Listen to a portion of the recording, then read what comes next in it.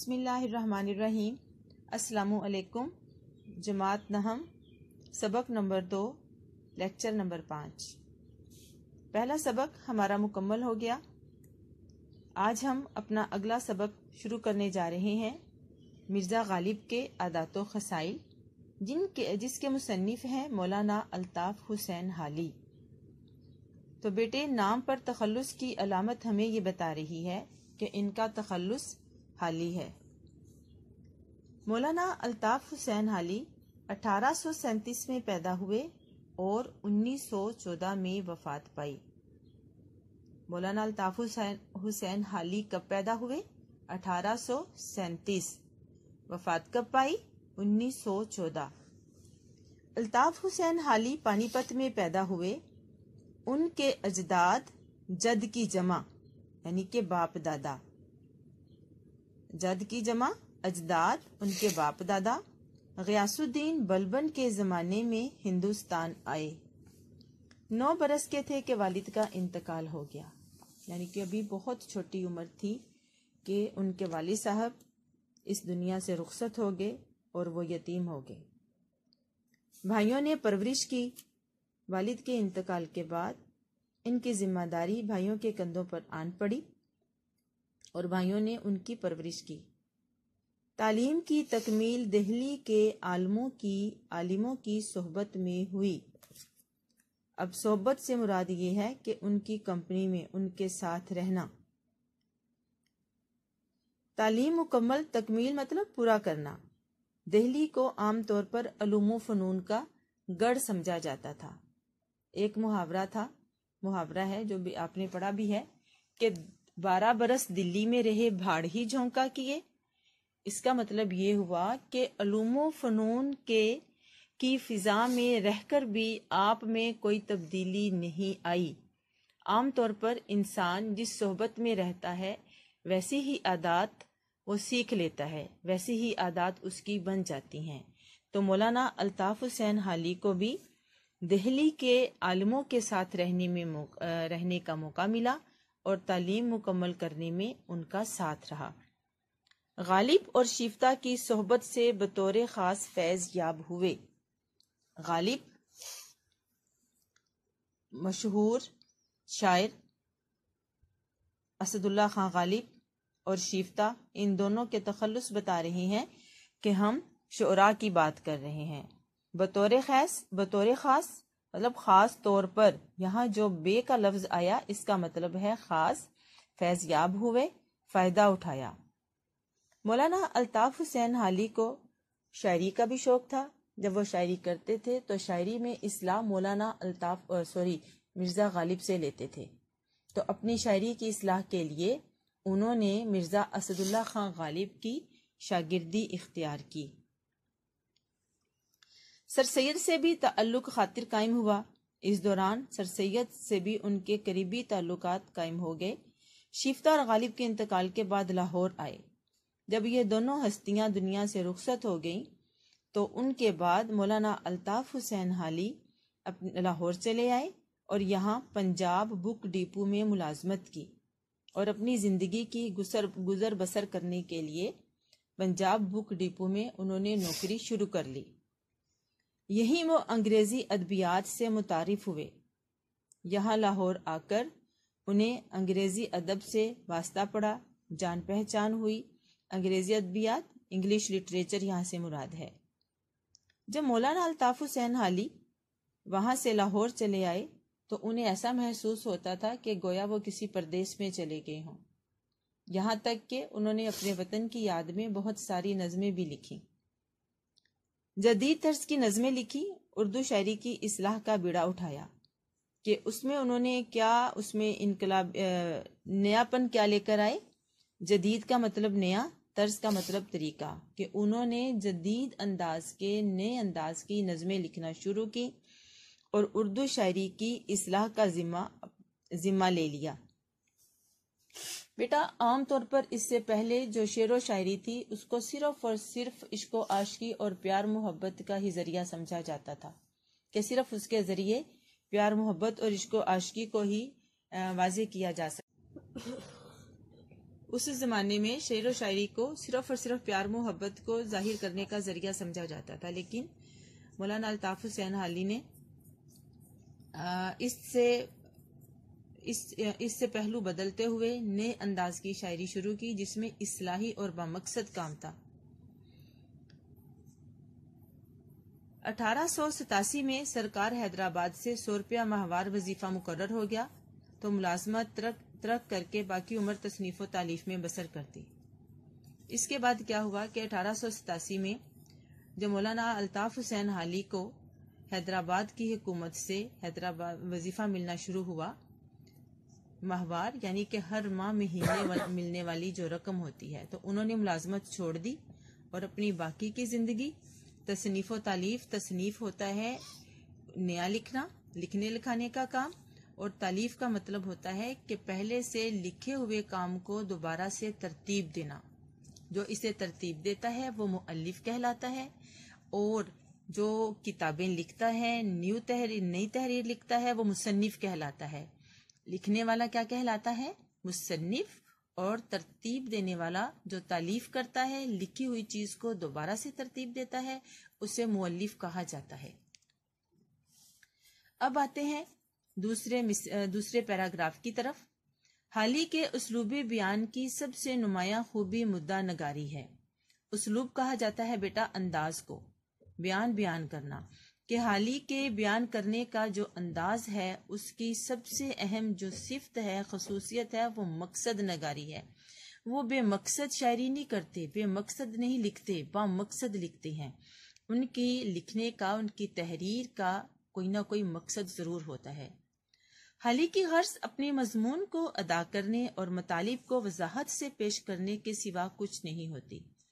حالی کی غرض، حالی کا مقصد یہ ہوتا ہے کہ وہ جو مضمون لکھ رہے ہیں وہ اتنا واضح اور آسان ہو کہ سب کی سمجھ میں آسانی سے آ جائے۔ ان کی نثری تحریروں میں اعتدال و توازن کا خاص خیال رکھا جاتا ہے۔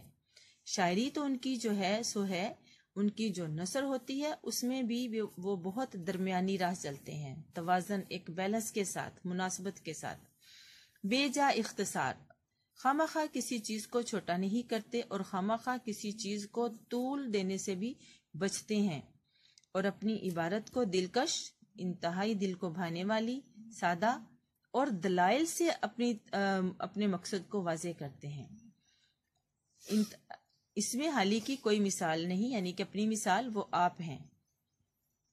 حالی نے جو شاعری کی، انہوں نے بہت زیادہ اصلاحی شاعری بھی کی، جیسے کہ ان کی ایک نظم ابھی تک بھی بہت سارے، جب خواتین کا دن ہوتا ہے تو یہ نظم اکثر ہمیں سننے کو ملتی ہے۔ اے ماؤں بہنوں بیٹیوں، دنیا کی عزت تم سے ہے، تم گھروں کی ہو شہزادیاں، شہروں کی ہو آبادیاں، قوموں کی عزت تم سے ہے۔ یہ مولانا الطاف حسین حالی نے لکھی ہے۔ اس کے علاوہ اور بھی بہت ساری نظمیں انہوں نے خواتین کے لیے لکھی، جو کہ آج تک ہمارے اردو ادب کا اہم سرمایہ ہیں۔ وہ ہر بات کو سنجیدگی اور عقلیت کے ترازو میں تولتے ہیں، یعنی کہ وہ جو بات کرتے ہیں وہ سنجیدہ ہوتی ہے اور عقل کے پلڑے پر پوری اترتی ہے، عقل کے لحاظ سے وہ مکمل واضح فہم دیتی ہے۔ تخیل اور جذبات سے دور رہتے ہوئے اپنے خیالات اور حقائق کو قاری تک پہنچانے کی کوشش کرتے ہیں۔ تخیل ہوتا ہے سوچ، جذبات ہوتا ہے کہ جذبات میں انسان میں کبھی ایسے جذبات غالب آ جاتے ہیں کہ وہ شاید اپنی تحریر سے انصاف نہیں کر پاتا، لیکن مولانا الطاف حسین حالی ان تمام باتوں سے دور رہتے ہوئے حقیقت پسندی کو اپنے پاس رکھتے ہیں، حقیقت پسندی سے کام کرتے ہیں، اور جو ان کے خیالات، ان کی سوچ، ان کے نظریات ہوتے ہیں، انتہائی ایمانداری اور سچائی کے ساتھ سچ کو پڑھنے والے تک پہنچاتے ہیں۔ یہی وجہ ہے کہ رشید احمد صدیقی نے حالی کے نثری اسلوب کو اردو نثر کا معیاری اسلوب قرار دیا ہے۔ یہاں سے ہمیں ان کی یہ ضمانت ملتی ہے، ان کے لیے یہ جو ان کی نثر کو سراہا گیا۔ رشید احمد صدیقی کا کہنا یہ ہے کہ حالی نے نثری انداز کو اردو نثر کا انتہائی معیاری انداز بنا دیا ہے۔ رشید احمد صدیقی نے بھی حالی کے نثری اسلوب کو معیاری قرار دیا ہے، یعنی کہ ایک کوالٹی بنا دیا ہے۔ اب آتے ہیں تیسرے پیراگراف کی طرف. وہ سوانح نگار، مضمون نگار اور نقاد تھے. اب دیکھیں وہ سوانح نگار کیا ہوتا ہے؟ زندگی کی کہانی لکھنے والا. نگار کا لفظ جہاں بھی آئے گا لکھنے والا. نغمہ نگار نغمہ لکھنے والا، گیت نگار گیت لکھنے والا، سوانح نگار سوانح لکھنے والا یعنی کہ زندگی کی کہانی لکھنے والا، مضمون نگار مضمون لکھنے والا. وہ زندگی کی کہانی بھی لکھتے تھے، مضامین بھی لکھتے تھے اور تنقید بھی کرتے تھے. یہاں تنقید سے مراد یہ نہیں ہے کہ جو جیسے ہم عام طور پر کرتے ہیں کہ فلاں نے کپڑے کیسے پہنے ہیں، بات کیسے کرتا ہے، کھاتا کیسے ہے، عادات کیسی ہے. یہاں تنقید سے مراد یہ ہے کہ جو ادب تخلیق ہو اس کو معیار کے پیمانے پر دیکھنا کہ کس قسم کا ادب تخلیق ہوا ہے. یہاں ہم ادب کی بات کر رہے ہیں، اردو ادب کی بات کر رہے ہیں. سر سید کے قریبی اور بااعتماد ساتھیوں میں سے تھے. مولانا الطاف حسین حالی کا سر سید کے ساتھ بہت قریبی تعلق رہا اور وہ ان پر بہت زیادہ بھروسہ کرتے تھے. ان کی مشہور کتابوں میں حیات جاوید مرکب اضافی ہے، جاوید کی حیات یعنی کہ جاوید کی زندگی، یادگار غالب، غالب کی یادگار، حیات سعدی، مقدمہ شعر و شاعری اور مد و جزر اسلام شامل ہیں. مولانا الطاف حسین حالی نے جو کتاب یادگار غالب لکھی اور جو ہم سبق اب پڑھیں گے مرزا غالب کے عادات و خصائل، ان کی کتاب یادگار غالب سے لیا گیا ہے. چونکہ مولانا الطاف حسین حالی کو مرزا غالب کے ساتھ بہت عرصہ رہنے کا موقع ملا، وہ اپنی شاعری کی اصلاح ان سے لیا کرتے تھے، ان سے کروایا کرتے تھے، اس لیے انہیں مرزا غالب کو قریب سے دیکھنے کا موقع حاصل ہوا، اتفاق ہوا. یہی وجہ ہے کہ وہ ان کی عادات کے بارے میں بہت زیادہ جانتے ہیں کہ انہوں نے ان کے بارے میں یادگار غالب کے بارے میں انہوں نے اپنی یہ کتاب لکھی ہے. اگلی کتاب جو مد و جزر اسلام ہے، مد و جزر کہتے ہیں اتار چڑھاؤ، یعنی کہ پانی میں سمندر میں جو خاص دنوں میں مد و جزر آتے ہیں اس کے یہاں اس کو علامتی طور پر استعمال کیا گیا ہے. تو اس میں اسلام کے اتار چڑھاؤ کا ذکر کیا گیا ہے. مد و جزر اسلام، اسلام کا اتار چڑھاؤ. آخر الذکر کتاب، یہی مد و جزر اسلام جو ہے اس کا ایک اور نام ہے مسدس حالی، اور یہ کتاب مد و جزر اسلام کی بجائے مسدس حالی کے نام سے زیادہ مشہور ہوئی. مسدس کا مطلب ہوتا ہے ایسی شاعری کی ایک ایسی ہیئت جس میں 6 مصرے ہوتے ہیں. تو یہ جو پوری انہوں نے کتاب لکھی ہے اس میں ہر بند جو ہے وہ 6 مصروں کا ہے، اور یہ اتنی شاندار ہے. انہوں نے یہ جو شروع کی جب انہوں نے یہ کتاب لکھی تو انہوں نے اسلام کی آمد سے پہلے لکھی کہ اسلام کی آمد سے پہلے دنیا کا کیا حال تھا، کہ دنیا میں کتنی جہالت تھی. پھر اس کے بعد انہوں نے لکھی کہ محمد صلی اللہ علیہ وآلہ وسلم کی آمد ہوئی تو پورا یثرب، پوری دنیا سیراب ہو گئی. پھر اس کے بعد انہوں نے لکھا کہ جب مسلمانوں نے اپنے اسلام سے منہ پھیر لیا، اپنے دین پر عمل کرنے والے نہ رہے، تو جو زوال ان کا مقدر بن گیا. اسی لیے اس کو یہ نام دیا گیا مد و جزر اسلام، اسلام کا اتار چڑھاؤ. اور یہ مسدس حالی اتنی خوبصورت، اتنی شاندار کتاب ہے کہ اس کے بارے میں سر سید احمد خان کہا کرتے تھے کہ جب اللہ تعالیٰ مجھ سے پوچھے گا روز قیامت کہ دنیا میں کیا کام کیا ہے، کیا تم نے کارنامہ سر انجام دیا ہے، تو میں یہ کہوں گا کہ میں نے حالی سے مسدس لکھوائی ہے، کہ میں نے حالی سے مد و جزر اسلام لکھوائی ہے. یہ اتنی شاندار کتاب ہے. مقدمہ شعر و شاعری جو دراصل ان کے دیوان کا طویل دیباچہ ہے. دیباچہ کیا ہوتا ہے؟ جو فہرست ہوتی ہے شروع میں، اس کے فہرست کے علاوہ جو کتاب کے بارے میں جو ویوز تعارف دیا جاتا ہے اس کو کہا جاتا ہے. جدید اردو تنقید کا نقطہ آغاز ہے کہ ان کے مقدمہ شعر و شاعری سے اردو ادب کی جو تنقید ہے اس کا یہاں سے ابتدا ہوتی ہے، شروع ہوتا ہے. آج ہم نے سبق پڑھا مولانا الطاف حسین حالی جو کہ 1837 میں پیدا ہوئے اور 1914 میں وفات پائی. اس کے جو